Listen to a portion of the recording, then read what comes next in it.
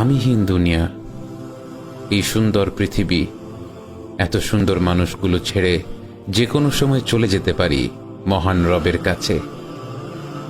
ভয়ও লাগছে, আশাও আছে। মরীচিকা পৃথিবী, মিছে সব মায়া। কেউ কাউকে মনে রাখে না, মনে রাখে ততক্ষণ যতক্ষণ প্রয়োজন। কবরে রেখে আসার পর সবাই ধীরে ধীরে ভুলে যায়।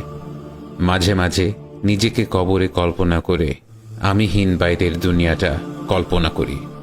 দেখি সবই ঠিকঠাক চলছে, আমার জন্য কিছুই থেমে নেই।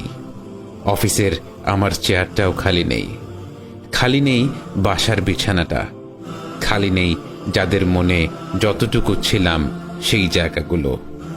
সব দখল হয়ে গেছে। আমার রেখে যাওয়া সম্পদ সবাই ভাগ করে ভোগ করছে।